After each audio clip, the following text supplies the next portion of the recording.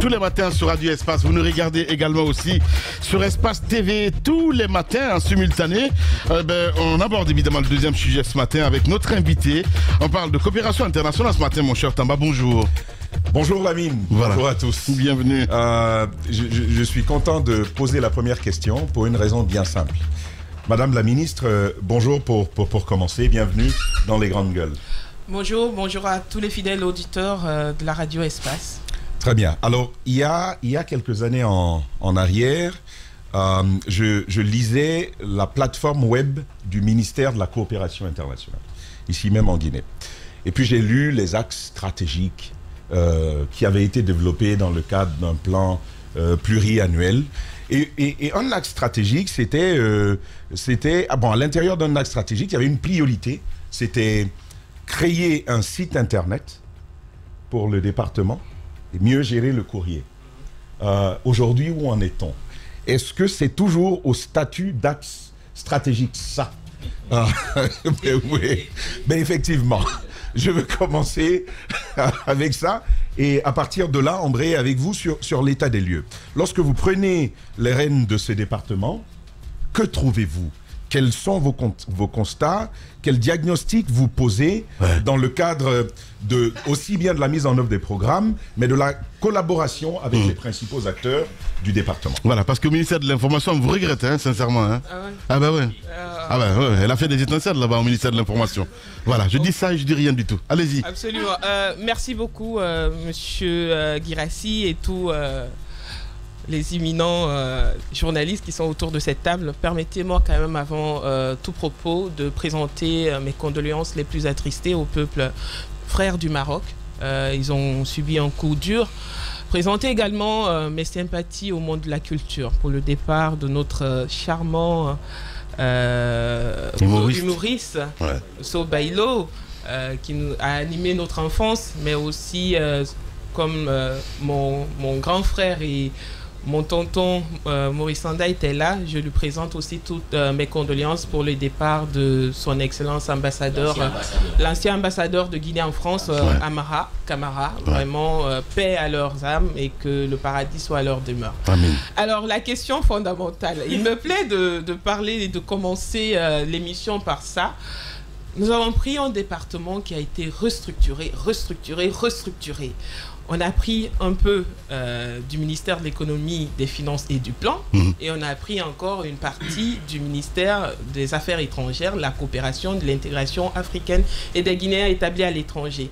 Tout ça pour mettre l'accent sur des points fondamentaux qui sont le secteur de la planification, le suivi des politiques publiques, mais aussi sur le secteur de la coopération internationale. Il a posé une question très simple. Où on en est avec le gestionnaire de courrier qui était mentionné sur le fameux portail. Comme plan stratégique. Mon Dieu. En fait, je pense qu'au-delà de ça, il faut voir un objectif de mettre en place des mécanismes, un pilotage efficace pour l'offre de services, à la fois au public, mais aussi à l'interne. Et c'est ce que nous avons fait. Lorsque je suis venu à la tête d'un département qui a été restructuré, reconfiguré, avec le grand défi de remettre toutes les équipes en place et de les faire travailler, les faire fonctionner de façon efficace, avoir le plan, avoir les directions en charge de la coopération et les faire fonctionner pour orienter nos partenaires dans l'aide au développement, mais aussi pour suivre la mise en œuvre des politiques publiques. C'était un défi. Alors le gestionnaire de courrier, ça a été un de nos défis, si on veut, un défi parce que ça a été un plan stratégique. Les grandes gueules. Nous avons réalisé ce grand gestionnaire de courrier et il est déployé. Alors pour que les gens y comprennent, quand je constate ça, nous sommes en 2021. En 2021, Lamine, c'est-à-dire que c'est prioritaire au département. Avoir ça.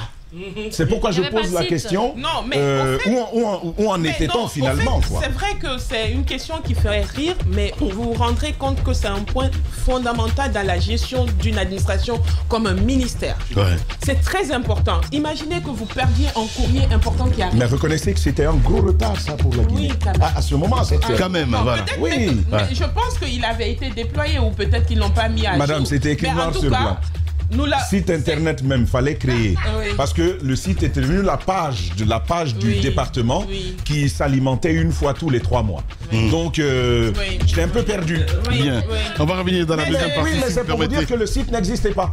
C'était sur la page qu'on faisait le travail. Et donc, une priorité, j'ai vu ça, hein. Ils disent priorité, construire le site du département en 2021. Bien. Allez, ça démarre bien, mesdames et messieurs, sur Radio Espace. Rose Pressimou est notre invitée ce matin, la ministre donc de Coopération internationale. Elle est avec nous ce matin, mesdames et messieurs. On revient dans la deuxième partie pour continuer l'émission avec notre invité. Tous les matins sur Radio Espace, vous écoutez cette émission aussi, hein, tous les soirs, sur Suite FM Guinée 99.1 ici à Conakry. Merci à vous tous à l'international. Je le disais tantôt, Coopération internationale. Il s'agit en cette transition d'un des acteurs les plus stratégiques, le plan et la coopération internationale. Le département cristallise les attentes et les enjeux. En dépit donc du défi de la mobilisation des ressources pour le financement des programmes, le ministère porte donc le très sérieux processus du 4e recensement général de la population et de l'habitat RGPH donc planté au cœur d'un bras de fer entre l'État et les acteurs nationaux qui suspectent le CNRD de vouloir s'en servir pour s'accorder donc plus de jours à la tête de l'État. Plan et coopération internationale. Quel bilan 24 mois plus tard? On en parle ce matin avec Rose Pressimou, ministre du plan et de la coopération internationale. Elle est avec nous ce matin, mon cher Jacques Lewalinou. Madame la ministre, on a parlé en début d'émission, disons avant la pause, de ce que vous avez trouvé. Vous n'avez pas encore totalement répondu à la question, mais je la repose, je la complète. C'est en termes de planification, puisque votre travail, c'est bien cela. On a eu un ministère de plan par le passé chargé du développement. J'ai envie de savoir, avant qu'on ait des résultats du recensement que vous êtes en train de conduire, quels sont les éléments sur lesquels vous vous appuyez aujourd'hui pour guider l'action gouvernementale en termes, bien entendu, de chiffres, de statistiques? D'accord.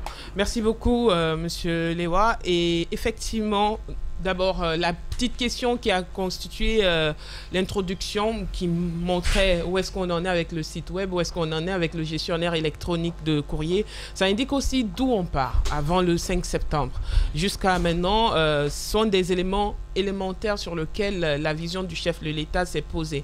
Moderniser cette administration, trouver des solutions assez adaptées pour tout le monde. Aujourd'hui, c'est chose faite. Le défi de l'information au ministère du Plan et de la Coopération internationale n'est plus à prouver à quelqu'un. On communique assez, on montre au peuple ce qu'on est en train de faire, on essaye de faire comprendre le bien fondé d'avoir un ministère du Plan qui est en charge non seulement de la mise en œuvre de la politique du gouvernement en matière de planification, mais aussi en matière de production et de diffusion d'informations statistiques, en matière des questions de population, mais aussi en matière de coopération internationale. Vous avez posé la question à savoir où est-ce qu'on en est réellement, qu'est-ce qu'on fait. Permettez-moi de faire un bilan sans être dans un exposé magistral. Peut-être avant de savoir ce que vous faites, oui. Parce que la question c'est bien de savoir sur quoi vous vous appuyez aujourd'hui. Est-ce que, on va dire, on navigue à vue depuis longtemps avant qu'on ait les résultats du recensement général de la population et de l'habitat, parce que c'est quand même vieux, oui. Celui de 2014. Et d'ailleurs, il n'était pas correctement fait. Oui, ce n'est pas exhaustif. Oui. Est-ce qu'on peut aujourd'hui dire clairement que la Guinée n'a pas de chiffres exacts? Donc, il est en train de mener ses actions sans tenir compte de quelque chose. Disons, le RGPH 4 vient pallier à toutes ces problématiques. Mais au-delà, on ne peut pas dire aussi que nous sommes en train de naviguer complètement à vue. L'INS est là. Nous avons fait il y a des études qui sont faites pour accompagner le gouvernement dans ses actions aujourd'hui, pour définir déjà, ne serait-ce que le programme de référence intérimaire, qui est l'outil d'opérationnalisation de la feuille de route du gouvernement. Aujourd'hui, c'est parti d'un constat, c'est parti d'une étude. Mais pour pouvoir planifier à long terme, pour pouvoir mettre en œuvre nos politiques publiques de façon solide, il est important qu'on ait ce RGPH 4 qui nous orientera davantage sur la répartition équitable des ressources que nous voulons affecter à nos populations. Voilà, justement, avant de parler du recensement général, au titre des réformes engagées, j'aimerais vous entendre parce que pour aller, il fallait d'abord un document de politique nationale de coopération. Oui. Est-ce qu'à date aujourd'hui c'est opérationnel? Oui. Il y a aussi la question concernant, puisque vous dites qu'il y avait le plan, il y avait l'économie, il y avait 2 départements, les Guinéens de l'étranger, donc un assemblage de plusieurs missions. Oui. Qu'en est-il aujourd'hui des attributions? Parce que pour aller, il faut définir les attributions du département. Est-ce que c'est fait à date? Qu'en est-il? Oui, effectivement, il y a un décret qui porte cadre et organisation et fonctionnement du département depuis le mois de décembre et qui a permis de circonscrire les actions du département. Nous avons en charge les questions, la mise en œuvre, la vulgarisation de ce plan de développement qui est le programme de référence intérimaire. Nous avons également, nous participons à la mobilisation des ressources. Nous devons gérer le cadre de concertation entre l'État et ses partenaires au développement pour mieux les orienter et pour les fixer un cadre de travail. Nous avons également en charge justement la production et la diffusion d'informations statistiques. Nous avons également en charge les questions de population, la capture du dividende démographique et pour nous permettre de nous orienter sur les questions de population de notre pays.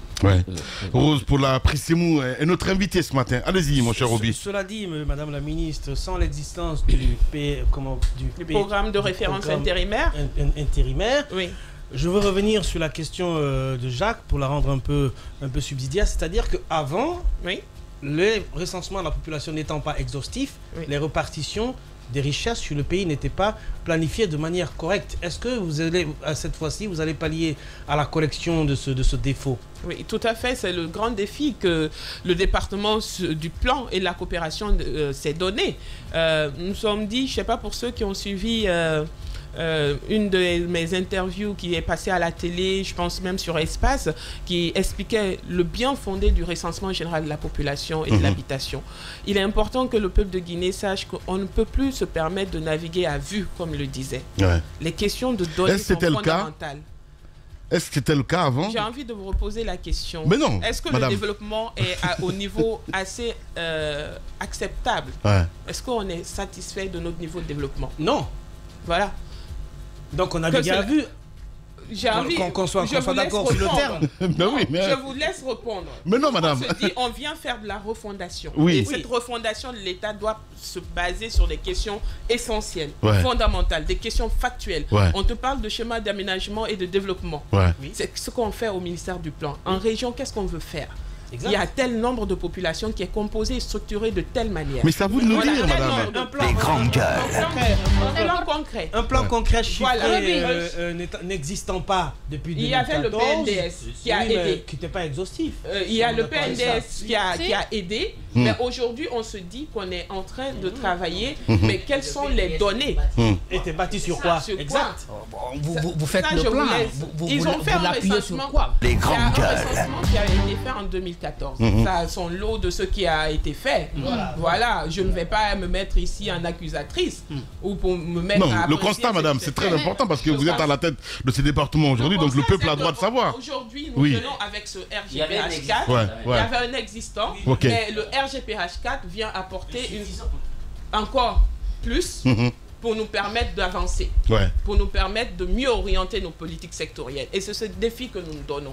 Non seulement en nous basant sur les outils technologiques, pour la restitution de ces données, mais même pour le traitement de ces données, nous nous basons sur des outils digitaux qui nous permettront vraiment d'améliorer la disponibilité des données. Allez-y, madame. Alors. Elle dit avoir fait une vidéo pour parler justement du RGPH4. C'est important. Aujourd'hui, nos auditeurs vous écoutent. C'est un sujet qui fait polémique, RGPH4. Chacun y va de son commentaire. Qu'est-ce qu'il en est réellement? Qu'est-ce qui est en train d'être fait? À quel niveau nous en sommes, Madame la Ministre? Tout à fait. Avant de revenir, parce que je tiens à ce qu'on parle du département de façon globale, le département ne se réunit pas. Le plan et la coopération internationale ne se résument pas au RGPH4. À cela ne tienne, c'est un processus important qu'il faille expliquer aux Guinéens. Le RGPH4, c'est le processus qui vise à collecter les données, à les traiter et à les diffuser sur les questions, sur la composition de notre population, sur le territoire guinéen, à un temps donné. Aujourd'hui, le RGPH4, c'est un processus universel qui se fait dans tous les pays chaque 10 ans. C'est recommandé par la Commission statistique du système des Nations Unies.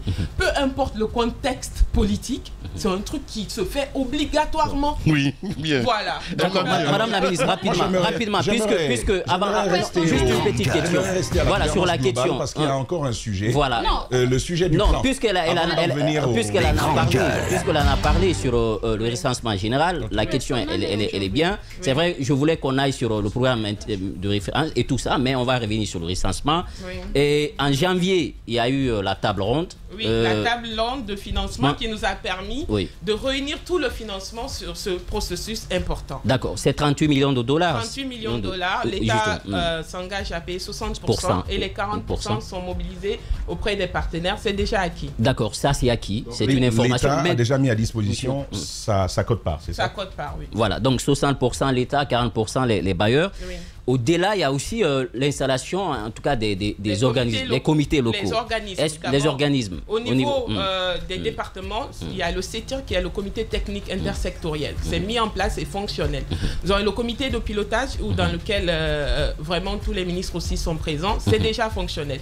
Et pour en faire, puisque c'est un processus inclusif, et nous savons que c'est à la base que ça doit être une réussite, les chefs de quartier, les communes, les élus locaux, pour ne parler que de ceux-là, les préfets, les directeurs préfectoraux de la santé, de l'information, les directeurs régionaux de l'information, ils sont membres d'un comité local qu'on appelle les comités locaux de recensement pour faire part de ce caractère inclusif et qui est très important pour la réussite de ce processus. Bien. Voilà. Allez-y, mon cher Tamba. Justement, je voulais m'aligner avec ce premier aspect, celui du plan intermédiaire de référence intérimaire. C'est 2022-2025, 3 ans. Il y a à l'intérieur un premier chapitre de constat sur lequel, enfin, même intitulé l'état de la Guinée à la prise du pouvoir, quelque chose comme ça autour du 5 septembre 2021, dans lequel vous revenez sur les caractéristiques d'une Guinée qui est présentée comme un état fragile. Vous développez un plan intérimaire de référence avec 5 grands axes stratégiques. Tout à fait. Voilà. La première question que je pose, c'est celle du financement de ce plan. Tout à fait.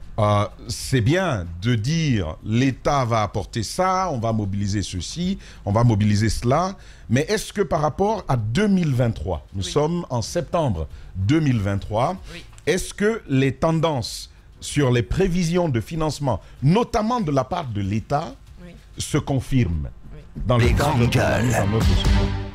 C'est une très bonne question. J'ai quasiment envie de vous dire que vous êtes peut-être spécialiste en économie. Pour ceux qui ont suivi le cadrage macroéconomique qui a été soutenu par le ministère du Plan et de la Coopération internationale, mais bien entendu avec tous les sectoriels, parce qu'il y a un comité qui travaille sur le cadrage. Au fait, le cadrage, c'est quoi? Pour ceux qui veulent en savoir un peu plus, c'est le portrait de notre économie qui dit qui donne des prévisions à la fois sur comment l'état de santé, l'état de santé de notre économie. Et suite à cet état de santé, d'ailleurs, avec la révision des comptes nationaux que nous allons avoir un PIB qui va croître énormément. D'ailleurs, ça, je ne fais pas d'annonce tout de suite, mais il y a la probabilité est que notre PIB va croître de plus de 50%. Donc, avec le nouveau modèle de calcul. Aujourd'hui, nous avons déjà mobilisé assez de financement, à la fois au niveau du ministère de l'économie et des finances, qui a aussi ce rôle régalien, mais aujourd'hui, le ministère du Plan, à travers ses partenaires, nous sommes à plus de 2700 milliards de financement mobilisés, ne serait-ce que pour les infrastructures. Les infrastructures et au niveau... Quelle période? Sur la période pour le financement du PRI. D'accord. Sur le financement du PRI, ne serait-ce que le ministère de la Coopération, en charge de la coopération également, qui a aussi ce rôle de mobilisation des ressources. Nous avons le ministère de l'économie et des finances qui le fait, et au niveau du ministère du Plan et de la Coopération internationale, nous préparons une table ronde de financement du PRI. Vous me direz, on est en 2023, le PRI doit se réaliser, mais je veux dire, c'est un processus continu qui ne s'arrête pas. Nous savons le nombre de projets qui sont inclus dans ce PRI. Nous sommes en train, au fur et à mesure, de combler le gap de financement. Tous les projets, sont déjà identifiés. On est à 403 projets. totalement construit et élaboré. Élaboré. D'accord. Également. D'accord. Et vous avez le catalogue qu'on peut vous fournir, mettre à disposition. On voudra bien. Parce qu'on part à la table ronde. Très bientôt, on organise une table ronde qui permettra aussi que tous ces projets qui manquent de financement, que nous puissions combler leur financement. Et ça nous permettra également de vendre l'image de la Guinée et de promouvoir le projet d'investissement. Il ne faut pas oublier, au-delà de tout ça, il y a un effet entraîneur qui viendra, c'est le projet Simandou, on ne peut pas le taire, mais qui va engranger beaucoup d'activités économiques. Maintenant, pour nous permettre de revenir, monsieur, pour nous permettre de revenir sur le plan et la coopération internationale, à moins que vous ayez d'autres questions beaucoup plus précises. Notamment sur le plan de référence intérimaire, toujours. Vous dites, vous mobilisez de votre côté, et puis il y a les ministères de l'économie des finances, dont le rôle est régalien, justement de mobiliser les recettes. Le ministère de la coopération également participe. Le ministère de la coopération également. Vous allez voir les partenaires. Le constat que nous avons fait dans notre pays, c'est que bien souvent, même dans l'élaboration du budget national de développement, on voit qu'on attend beaucoup de ces partenaires. Ce n'est pas mauvais en soi, mais lorsque vous attendez beaucoup plus des partenaires que de vous-même, vous pouvez être bloqué. Est-ce qu'aujourd'hui, on peut dire que les ressources intérieures soulagent votre travail, la mobilisation des ressources au niveau international? Mais déjà, il faut comprendre... Je veux dire, est-ce qu'on n'attend pas trop de vous? Je pense que c'est assez clair. L'État s'est engagé au niveau du financement du PRI à couvrir une partie. Donc, ce qui va être mobilisé, ce qu'on va aller chercher, c'est pas si l'État est à plus de 60 et quelques %. Et les 40%, c'est ce qu'on recherche auprès des partenaires. Après... Mais maintenant, quelles sont les informations à votre disposition? Ça va? Les 40% que vous recherchez vont pouvoir combler effectivement ce que...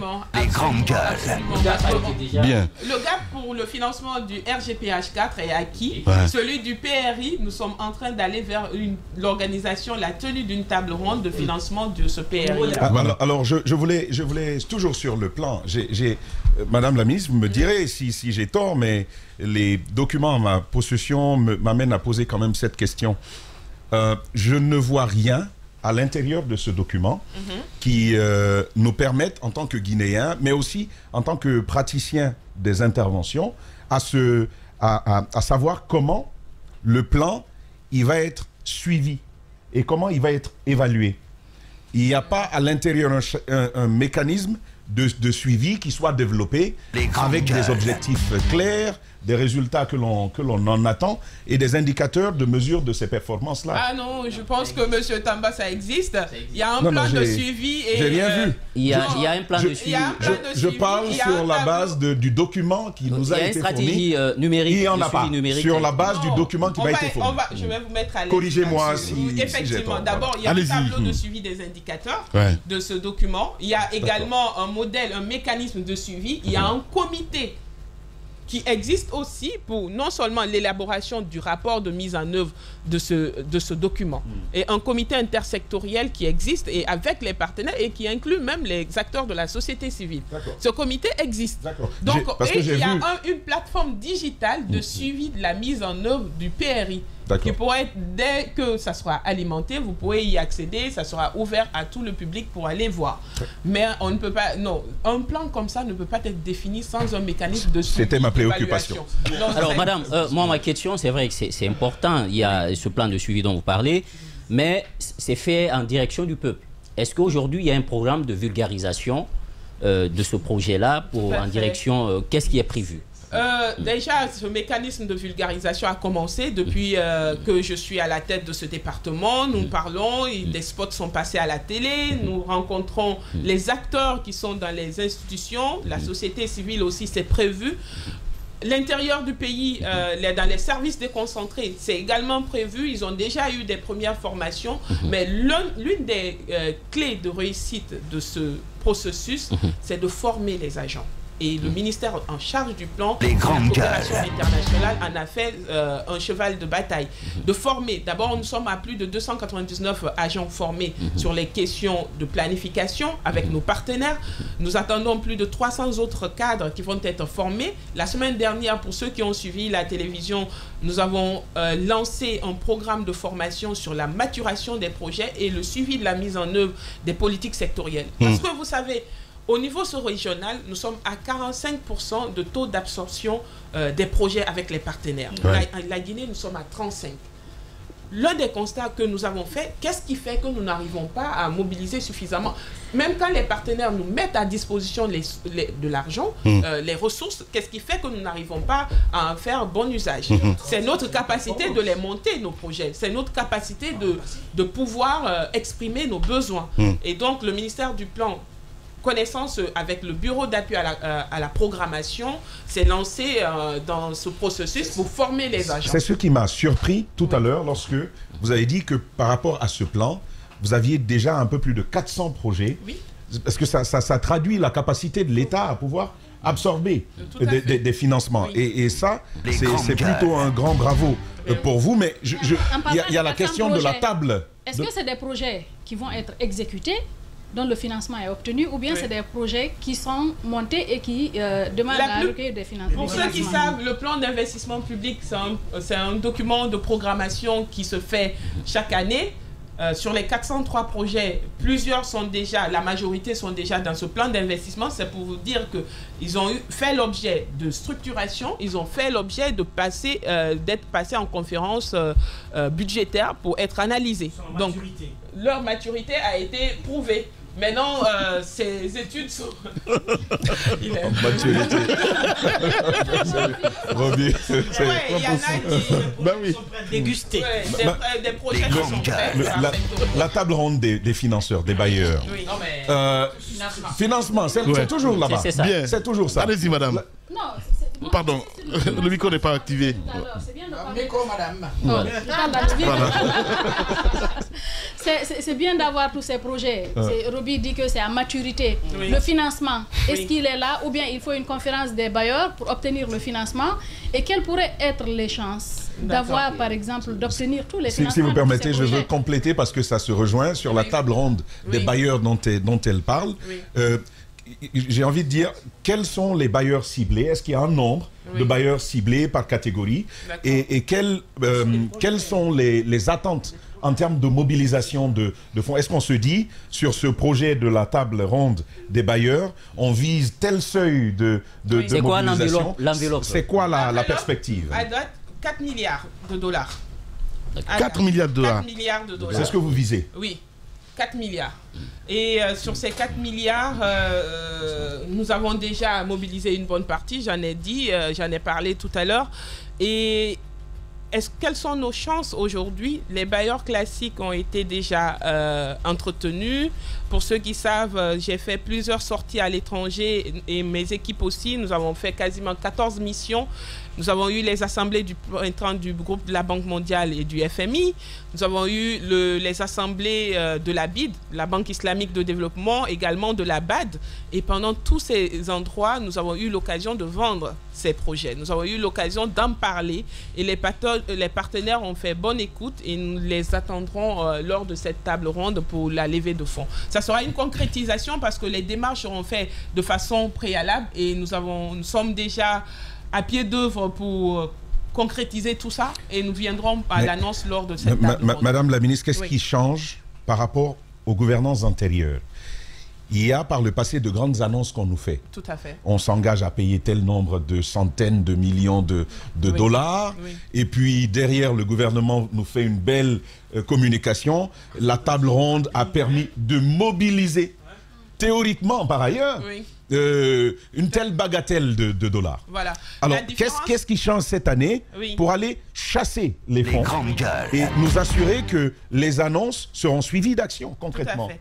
Nous voulons, c'est pour ça, cette fois-ci, le processus d'élaboration des projets a été fait de façon minutieuse. Nous nous sommes assis avec les sectoriels pour dresser déjà les projets que nous voulons soumettre aux bailleurs, pour que ça soit bien clair, que ça soit monté. C'est pour ça que nous mettons les outils en place avec les sectoriels pour déjà les préparer à bien proposer des projets. Et que lorsque nous irons à la levée de fonds, que nous sachions que dès après, nous puissions mobiliser le financement. Pour ceux qui nous suivent aussi au département, vous souviendrez que nous avons annoncé l'intégration dans un programme régional de renforcement du système statistique régional, le projet FASAO. C'est un projet dont la mise en vigueur a été faite dans les délais de 90 jours, presque rarissime dans l'édifice gouvernemental guinéen de ce qu'on a l'habitude de voir. On est toujours en train de préroger parce qu'on n'est pas très bien préparé lorsque nous allons vers les bailleurs de fonds. Les éléments ne sont pas assez prêts et nous allons vers des glissements. Aujourd'hui, ces choses faites au ministère du Plan et de la coopération internationale dans une synergie d'action gouvernementale du CNT, de la Cour suprême, du ministère de l'économie et des finances, mais aussi des plus hautes autorités du pays. Ouais. Nous avons réussi à la mise en vigueur de ce projet dans des délais de 90 jours. Et bien pour nous, ça c'est un exemple. On veut se dire qu'avant d'aller à la table ronde, nous sommes sûrs de clarifier ce que nous voulons et que lorsque les bailleurs s'engagent à payer et que dans les prochains mois, dans les mois qui suivront, que nous puissions déclencher la mise en œuvre de ces projets. Rose, pour la prise Semou, il faut le rappeler, un ministre du Plan et de la coopération internationale, notre invité ce matin. Oui, l'autre projet majeur au-delà de ce programme, de ce plan intérimaire, il y a ce qu'on appelle l'Institut international de coopération sud-sud et triangulaire. Oui. Aujourd'hui, où en sommes-nous avec ce projet? Ok. Je pense que je reviendrai sur certains sujets parce que madame m'avait posé sur la question sur le RGPH4, qu'est-ce qu'on avait fait, qu'est-ce qui restait. Je reviendrai. On reviendra. On reviendra là parce que c'est la question. Et là, vous êtes plus attendu. Oui, on est attendu. Je reviens sur l'Institut. Pour ceux qui, sur l'axe coopération internationale, d'abord, le ministère fait du travail. Aujourd'hui, on voyait les interventions de nos partenaires de façon à ce que on ne voit pas assez d'impact. On se dit, mais pourquoi ils sont là depuis plusieurs années? Ça fait 40 ans, 30 ans, certains sont là. Qu'est-ce qui se passe? Les partenaires d'aide au développement sont là. Maintenant, en tant que ministère du Plan et de la coopération internationale, on s'est dit, revenez autour de la table. On essaye de cadrer le cadre de concertation entre vous et nous. Comment vous orienter? Nous voulons avoir une plateforme de suivi de vos activités sur le terrain. Et ça, cette plateforme va être déployée très prochainement. Nous voulons avoir une orientation de ce que vous faites. De sorte à ce que si toi, tu achètes un bic à Cancan, que l'autre ne vienne pas forcément acheter un bic si tu as couvert tout le besoin. Si on a besoin d'acheter un seau pour aider les femmes, il faut que l'autre aussi vienne acheter des seaux pour ne pas que vous tous vous mettez à acheter des stylos et qu'après on n'a plus de valeur ajoutée. Voilà, un double emploi. Donc c'est cette question et les partenaires ont compris cette synergie d'action qu'il faille avoir et des orientations assez claires. Donc ça c'est une chose. Maintenant sur l'Institut international, la Guinée a fait de la coopération sud-sud et triangulaire un axe majeur de son développement, c'est-à-dire les partenaires, comment nous pouvons interagir. Aujourd'hui cet institut-là, nous avons réussi à faire adhérer nos partenaires, nos amis, les pays frères. Lors des assemblées, le 5e sommet sur les pays les moins avancés, parce que pour l'instant, la Guinée fait partie de ce lot-là, en espérant que d'ici quelques années, les efforts que nous faisons nous permettent de sortir de ce lot. Mais c'est permis de rêver. Aujourd'hui, nous sommes de ce lot. L'Assemblée des PMA et l'Assemblée qui constituait des Nations Unies au sommet des PMA, ils ont soutenu cette initiative en disant qu'un institut qui parlera, qui discutera et qui analysera les questions de coopération sud-sud est la bienvenue. Nous sommes allés aux assemblées de l'ECOSOC à New York. Nous avons eu l'occasion de porter ce flambeau-là. Et la vice-secrétaire générale des Nations Unies pour les pays les moins avancés a soutenu. La Direction nationale de la coopération sud-sud aux Nations Unies a également soutenu. Aujourd'hui, nous sommes en train, les plaidoyers, nous avons fait la conférence des diplomates en Guinée avec le système des Nations Unies qui accompagne le Guinée dans ce processus. Nous sommes à la dernière étape où un projet de résolution doit être signé, disons, voté au niveau des Nations Unies pour nous permettre de lancer officiellement cet institut-là. Mais il faut savoir que en tant que pays qui a été parmi les précurseurs à adhérer aux Nations Unies, à être des pays indépendants, nous n'avons pas encore d'institut international sur notre terre. Et donc, c'est pour moi aussi une occasion de faire un appel pour que ça soit un projet guinéen, que nous soyons fiers en mars 2024 de lancer cet Institut international de développement de la coopération sud-sud. La compétition avec l'Égypte n'est plus de mise? Si, c'est une compétition parce que d'autres pays lorgnent ce projet. Ils voient l'importance. Ils savent combien de fois ça attirera non seulement les regards sur le pays, c'est un repositionnement. Bien. Alors, on a ce projet, nous pourrons être fiers et nous dire on a aussi abrité un institut. Mais ça ne va pas être comme la CAN. Ça va pas être comme la CAN. Oui, parce que... On est prêt, non? Parce que si c'est comme la CAN... On ne veut pas qu'on nous ravisse la vedette à la dernière minute, justement. Non, nous quelles sont les chances que nous avons? Nous travaillons déjà aussi, même avec l'Égypte, où nous avons des discussions. Ils ont déjà l'Institut d'Alexandrie, ils ont déjà l'Université Senghor, ils ont beaucoup d'autres universités internationales. Je pense qu'à un moment donné, il faut qu'on... S'il vous plaît, laissez-nous avoir... Non, on le fait très diplomatiquement, mais on s'entendra. On finira par s'entendre. Alors, on revient toujours sur la coopération internationale, et puis je suis toujours intéressé par la mobilisation des ressources. Il y a un discours en vogue actuellement sur le continent africain et qui essaye de mettre en avant ce qu'ils appellent le multilatéralisme. C'est quoi aujourd'hui ce que vous privilégiez?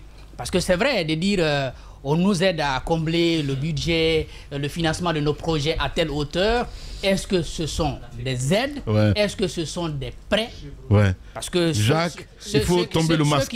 Jacques, il faut tomber le masque. Non, mais attendez. Mais non, mais c'est important. Ce que je dis est très simple. Il faut tomber le masque, Jacques. Ce n'est pas un masque. On mobilise des ressources. Est-ce que ce sont des prêts? Est-ce que ce sont des aides? Oui, je vais vous répondre. Par exemple, pour l'appui au projet de jeunes filles, on a mobilisé avec l'Union européenne 14 millions d'euros. Les 14 millions sont en dons. Je vais juste donner quelques exemples comme ça. Le pont de la Sumba, pour ceux qui ont suivi, c'est aussi un don. Nous avons mobilisé un financement additionnel pour l'Institut national de la santé publique qui est à Koya, qui va être terminé bientôt. Cette mobilisation de la part du gouvernement japonais, c'est un don. Également, le pont de Farana qui va être construit, c'est un don. Donc, maintenant, le projet Swed, par exemple, ou le projet Fazao, c'est des projets qui sont de la Banque mondiale.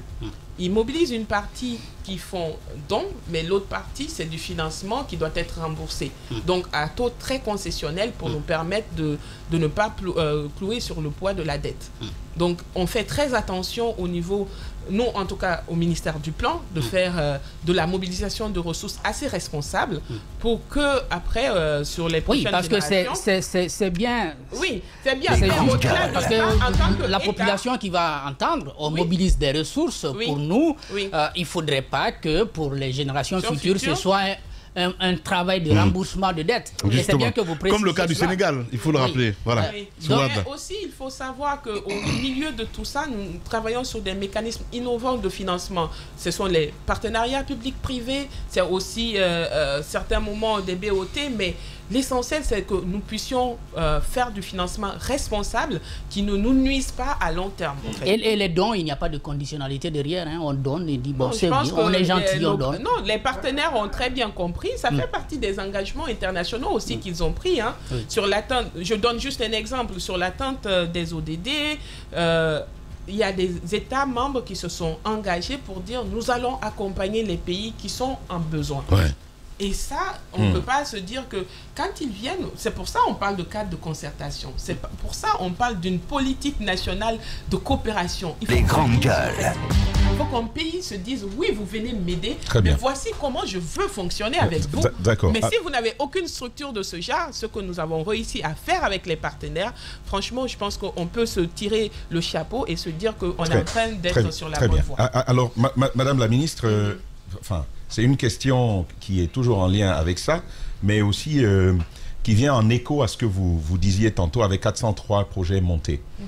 Est-ce que la discussion, tout au moins, se mène aujourd'hui sur le passage je parle du budget national, sur le passage de la construction du budget sous sa forme traditionnelle à un budget programme, comme d'autres pays l'expérimentent aujourd'hui. Pour redoubler d'efficacité, on construit des projets, des programmes, on les évalue et c'est sur cette base que le budget national, il est construit, il est établi. Vous avez dit bientôt, je vais l'employer au ministère de la coopération internationale.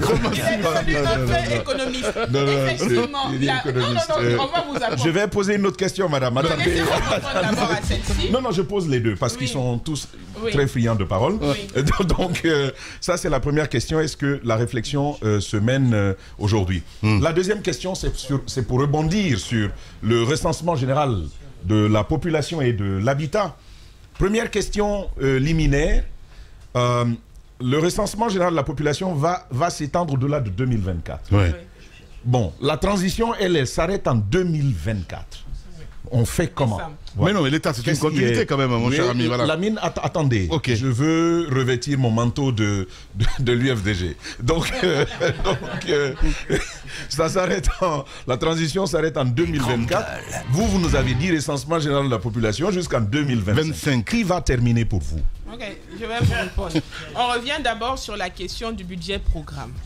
La réforme essentielle que nous sommes en train de faire au niveau de la planification, c'est de revoir justement ce processus. Qu'est-ce qui fait que nous planifions, mais à date, on est encore à un niveau où tout le monde se dit il faut qu'on quitte. Qu'est-ce qui fait cela?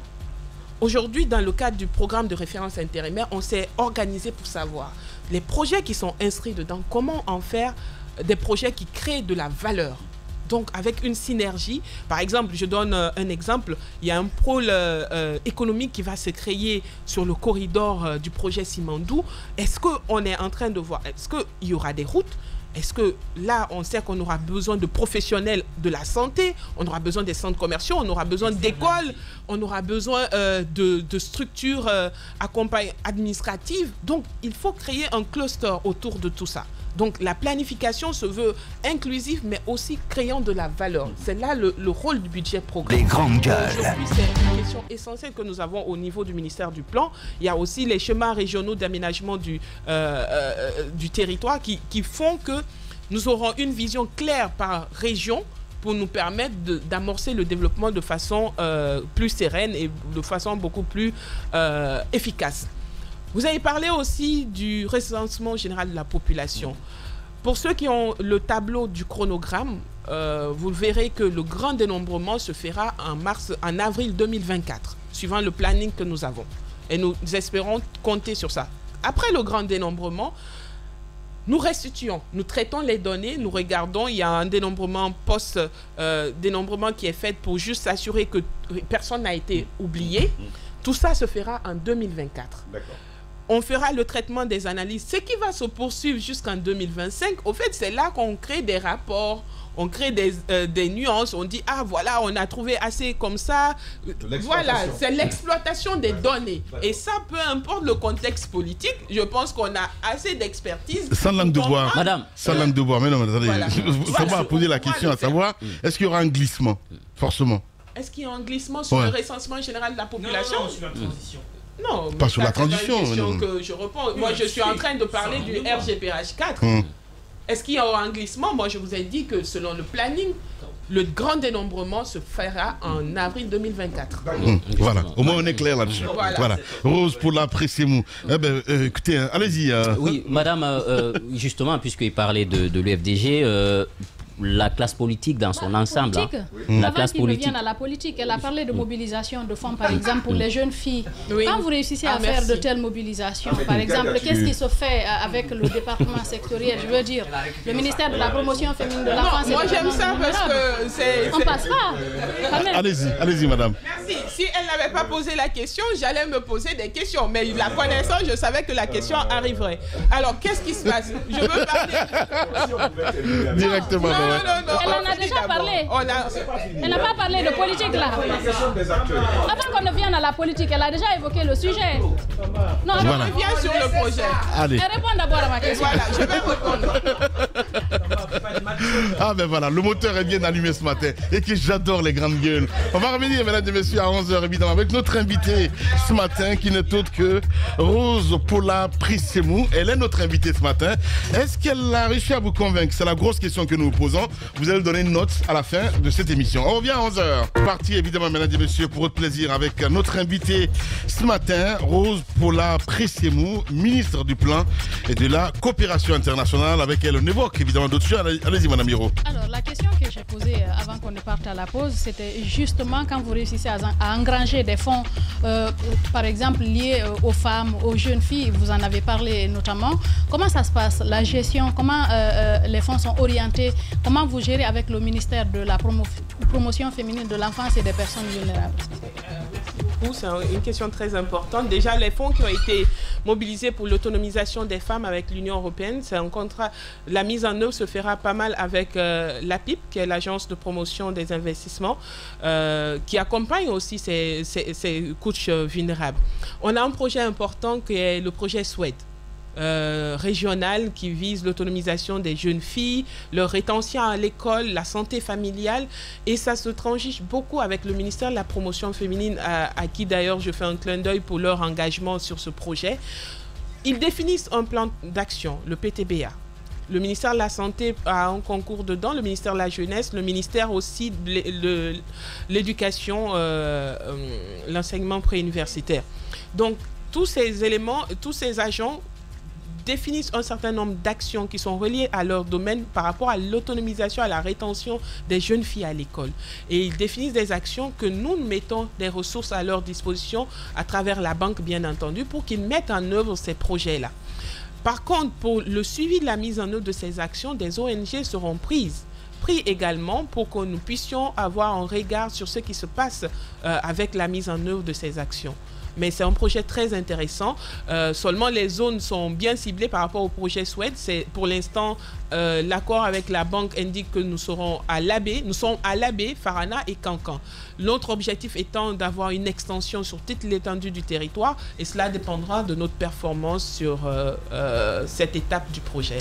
Alors, Madame la Ministre, c'est vrai, je disais, vous êtes attendue sur la question. Le recensement général, qui a aujourd'hui dimension aussi politique, puisque l'intercoalition l'ANADEF, NDC politique, le RPG Arc-en-Ciel et Alliés, dans un mémo qu'ils ont adressé à la CEDEAO il y a encore quelques mois, parmi les recommandations, puisqu'ils disent qu'ils constituent 95% de l'électorat guinéen, donc leur avis compte, ils disent d'éliminer systématiquement, complètement du chronogramme des élections, le recensement général de la population et de l'habitat, pour eux qui n'a aucun lien avec le processus électoral. Qu'en dites-vous?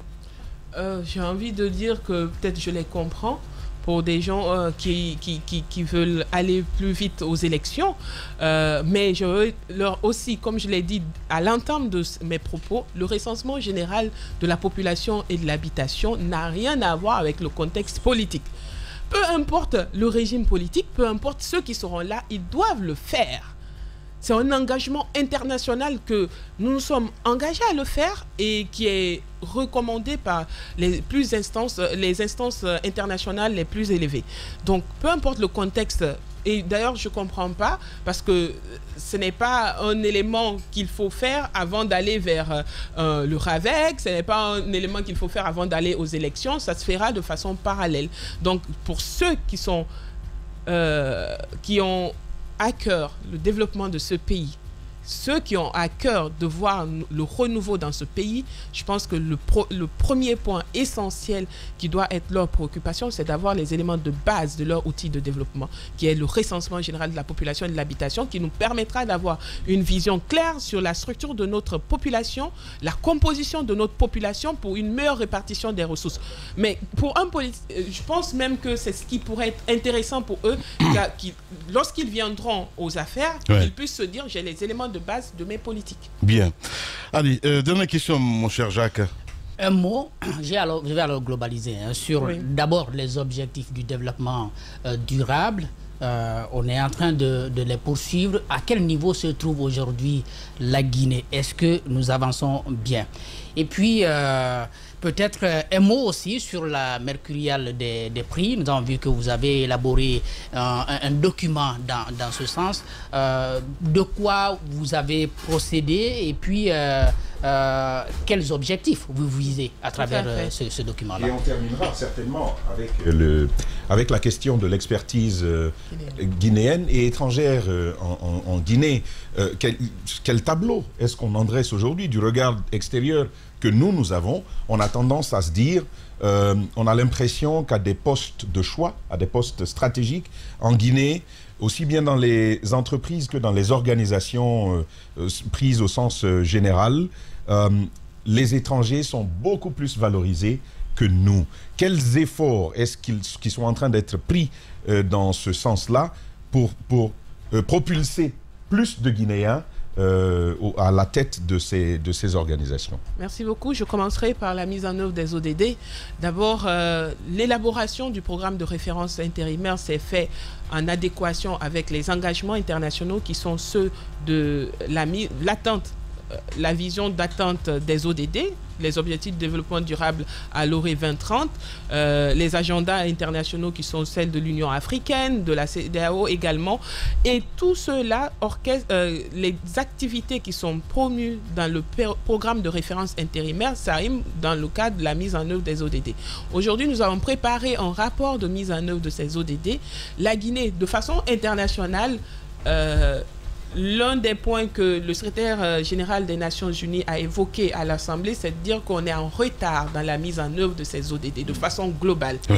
La Guinée a certes fait des performances, nous avons souligné, mais de façon globale, nous avons encore des chemins à faire et nous sommes en train de les faire. Oui. Et la mise en œuvre de ce PRI nous permettra certes d'atteindre pas mal d'objectifs aussi liés aux objectifs de développement durable. Et d'ailleurs, les consultations que nous avons engagées en partenariat avec la société civile, les jeunes, les femmes, le secteur privé, c'est aussi de prendre en compte leur pouls sur ces questions des ODD. Où est-ce qu'ils en sont? Qu'est-ce qui les anime? Qu'est-ce qui fait qu'ils pensent qu'il y a des éléments qu'on pourrait, en tant qu'autorité, améliorer dans notre politique de gestion? Donc, tous ces éléments étant en train d'être mis en œuvre. Sur la question de l'expertise guinéenne, vous vous souviendrez qu'en septembre 2022, à l'époque, en tant que ministre du Commerce, de l'Industrie et des petites et moyennes entreprises, nous avons fait voter une loi qu'on a appelée la loi sur le contenu local. Nous sommes en train de déployer et de faire connaître cela à nos partenaires. Ça ne se fera pas du jour au lendemain, c'est un processus. Et pour y arriver, l'Agence guinéenne de coopération technique, qui est sous la tutelle du ministère du Plan et de la coopération internationale, est en train de mettre en place une base de données d'expertise. Et on le fait savoir à nos partenaires. Quand vous venez en Guinée, à valeur égale, le choix guinéen doit être la priorité. Et aussi, l'autre chose, c'est de pouvoir vendre l'expertise à l'étranger. Vous allez dans les organisations internationales, vous allez à la Banque mondiale, au FMI, les autres sont tellement bien représentés. Les Sénégalais. Je dirais pas, mais ils sont super bien représentés. En tant qu'autorité, nous voulons aussi impulser. C'est ça la valeur, la vision du chef de l'État, le repositionnement. Vendre l'expertise, dire qu'on a aussi de l'expertise à revendre et nous soutenons cela. Et ça passera d'abord par l'identification de cette expertise et ensuite pouvoir le propulser. Parvenons maintenant à la mercuriale des prix. La mercuriale des prix en Guinée, c'est une réussite historique. Je ne sais pas si pour vous, vous l'avez déjà vu auparavant, mais c'était une question fondamentale dans la passation des marchés publics. Qu'est-ce qui vous permettait de mesurer qu'un stylo est surévalué ou pas est sous-évalué? Il n'y avait rien. Il n'y avait pas de base de référence. Aujourd'hui, c'est chose faite. Jauge, en fait. En matière de gouvernance et de redevabilité, nous avons pu mettre en place cette mercuriale des prix. C'est parti sur la base d'une enquête opérée par l'Institut national de statistique qui est allé relever d'abord sur plus de 2000 points de vente des prix des articles. Aujourd'hui, c'est vrai que certains secteurs ne sont pas encore inclus dans cette mercuriale, c'est la construction, c'est le domaine aussi de l'agriculture, mais progressivement, nous allons les intégrer. Aujourd'hui, les produits et les services sont inclus dans cette mercuriale, ça permettra d'orienter les acteurs de passation des marchés, mais aussi ceux qui viennent aussi contrôler les grandes gueules. là que cela consiste. Mais Madame la ministre, pourquoi vous n'avez pas commencé par les aspects où il y a beaucoup plus de budgets qui sont dévorés, par exemple la construction, vous parlez de la construction, c'est généralement un domaine qui porte à critique, on parle souvent assez de surfacturation au niveau des BTP. Pourquoi vous n'avez pas commencé par là? Les stylos, c'est bon, mais les stylos, c'est ça, 2000 francs. Oui, je parle de stylos, mais il y a beaucoup d'autres. La construction, on parle de milliards. C'est ça, mais en termes de passation des marchés, dans le gouvernement, je ne sais pas si vous avez les statistiques, mais nous passons constamment partout, que ce soit à l'intérieur du pays, des appels, des fournitures de bureaux, il n'y a rien qui puisse... les consommables, on ne peut pas dire que c'est une question les moindres. Hein. Maintenant, pour la question, c'est un processus qui est en place. Ça prend de l'expertise. Ça prend une équipe pluridisciplinaire. Pour pouvoir, on ne veut pas impacter aussi de façon injuste notre secteur privé. Je pense qu'il est important que l'expertise se réunisse avec l'INS, dont c'est le rôle régalien, et de pouvoir établir ces prix de façon plus conforme. Nous y reviendrons très bientôt. Madame la ministre, la compréhension de votre ministère, de votre département est très complexe du grand public. Ça a toujours été comme ça, ministère du Plan et de la Coopération internationale. Les gens ont souvent tendance à penser que ce n'est pas un ministère assez important, pourtant c'est un ministère pivot. Oui, je dis bien les gens. Toi, tu connais. Mais le grand public, je parle du grand public, Mohamed Mara. Pourtant, vous êtes un ministère pivot, je voudrais dire. Et d'ailleurs, je ne veux pas traiter votre ministère de gourmandise, mais vous avez quand même pris un peu partout, finances, budget, coopération, etc. Où s'articulent essentiellement vos prérogatives avec le ministère des Affaires étrangères, par exemple, en parlant de coopération internationale? Je pense qu'il y a une personne... Une seule entité aujourd'hui dans ce pays qui a autorité suprême de définir quel ministère doit faire quoi, et cette personne a tranché. Il n'a pas été question que ce soit moi qui aille m'installer pour lui dire, pour faire l'arbitrage. C'est un décret qui porte cadre et organisation de ce ministère, et ce décret est bien clair. On s'occupe des questions de planification, on s'occupe des questions de coopération, c'est technique. Bien. Lorsque la diplomatie est établie, ce qui est en train d'être très bien fait d'ailleurs par le ministère des Affaires étrangères, nous rentrons en ligne de compte pour dire à nos partenaires, voici comment on doit opérer. Donc l'autre vient ouvrir la porte et vous rentrez. Voilà, c'est ça. Pour français facile. Voilà. Allez. Rose pour la Pricemou est notre invité ce matin. Évidemment, on va pas laisser partir comme ça. On passe à cette rubrique. Les grandes gueules. La minute, oui ou non. Un feu roulant de questions, avec une seule réponse possible. Oui ou non. Langue de bois, s'abstenir. Le baromètre, évidemment, à la fin de l'émission. Est-ce qu'elle vous a convaincu ce matin, mesdames et messieurs? Vous allez donner une note sur 20 à la ministre Rose Poula Pricemou. Est-ce qu'elle a convaincu ce matin? C'est la grosse question qu'on pose aux auditeurs, évidemment. Oui ou non, Jacques Léwa Leno. Madame la ministre, vous avez droit à une seule réponse, oui ou non. Sinon, vous pouvez dire joker et puis comme ça, on n'en parle plus. Allez-y, Jacques. Oui ou non? Oui ou non, quand vous êtes arrivé à la tête de ce département, après le diagnostic, vous vous êtes dit, rien n'était fait. Oui ou non? Ou tout est à refaire. Beaucoup de choses à faire. Non, oui ou non, madame? Oui ou non? Oui. Beaucoup de choses à faire. Oui ou non? Oui ou non? Vous vous êtes dit, rien n'était fait. Reprends ta question. Reprends ta question. Reprends ta question. Reprenez, s'il vous plaît. Quand vous êtes arrivé à la tête de ce département, vous avez fait le diagnostic. Vous vous êtes dit, oui ou non, que rien n'était fait. Bonne question. C'est ça la question. Beaucoup de choses à faire. Donc oui, rien n'était fait. C'est aussi simple que ça. C'est la diplomatie, c'est difficile. Voilà. Elle a nuancé, elle a dit. C'est la diplomatie. Oui, c'est ça. Ouais. Oui ou non? Allez-y. Alors, oui ou non, le chef du gouvernement devrait rendre public les résultats de vos évaluations. Parce que vous faites pour nous. Il ne faut pas gérer entre vous là-bas, on veut savoir. C'est pourquoi je pose la question.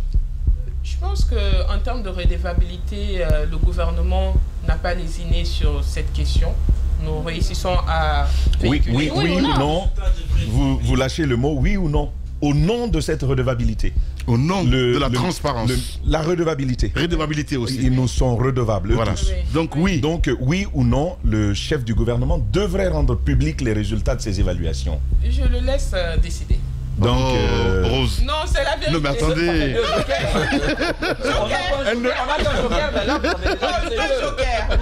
Joker, voilà, il n'y a pas de problème. Allez-y, madame. Oui ou non, madame la ministre, le RGPH 4, le gouvernement de la transition aurait pu s'en passer?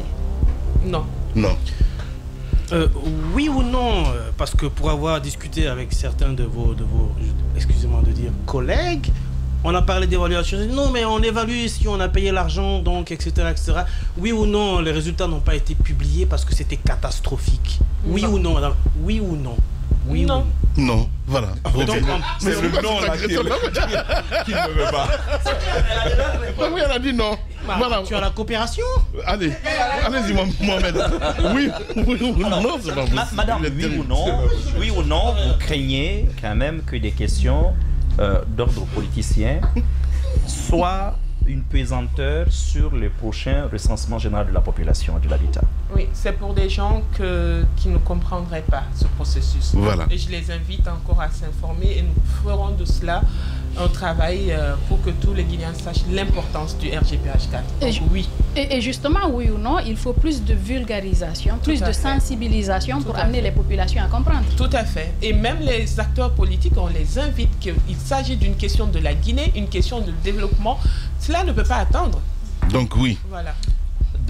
Oui ou non, une partie des problèmes auxquels vous avez été confrontés avait peut-être pour origine le dernier recensement général de la population, justement, qui date de 2014.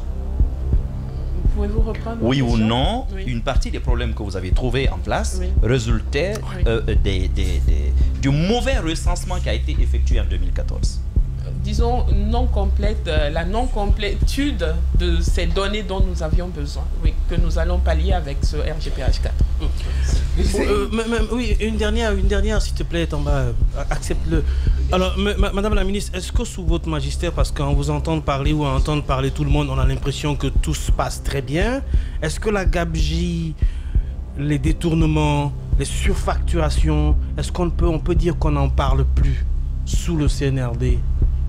Ou alors ça existe encore, les surfacturations dans les marchés? Pas. Je pense que le fait qu'il y ait la CRIEF, je pense que même le ministre Nayalé l'a souligné à une des antennes récemment, la CRIEF est là, que personne ne l'oublie. Voilà, c'est aussi simple que ça. Des autres administrateurs, mais sauf que la CRIEF s'intéresse plus au passé. Bien. Non, pas du tout. Au présent, même au présent les gens aussi. qui sont en activité ont été inquiétés des fois pour venir se prononcer, pour venir donner des explications. Les ministres actuels? Oui. Non, pas des ministres, je n'ai pas parlé des ministres. Ok, mais entre nous, il y a un ministre qui a été interpellé. Mais c'est tout le sens de la question. D'anciens ministres, anciens premiers ministres sont pourchassés par la CRIEF, on a envie de dire, mais on a l'impression quand même qu'au sein de votre gouvernement, à part Yaya Sow qui est en train de se reposer, qui rentre de la Mecque fraîchement, tous les autres sont tranquilles depuis. On a l'impression on a l'impression qu'au gouvernement en ce moment tout va dans le meilleur des mondes. Merci beaucoup, Mohamed. Je vous laisse apprécier. Voilà, c'est aussi simple que ça. Une chance aussi d'avoir Aya dans votre équipe, madame la ministre. Ah bon? Bah oui, vous n'allez pas me dire. Ah, vous dites ah bon? Ah bon? Non, je comprends que. Mais non, je comprends que vous soulignez la qualité de l'équipe qui m'accompagne et je me réjouis. Aya particulièrement, c'est là que je connais. Oui, voilà. Aya absolument. Oui, et c'est ça. Tout le reste. Voilà. Elle est diplomate. Merci beaucoup en tout cas d'être passé nous voir ce matin, madame. Merci beaucoup. Merci à vous. Dans un instant, mesdames et messieurs, notre deuxième invité, évidemment, qui va nous rejoindre sur ce plateau des Grandes Gueules sur Radio Espace. Forcément, ça va bousculer. On va demander l'autorisation au haut niveau.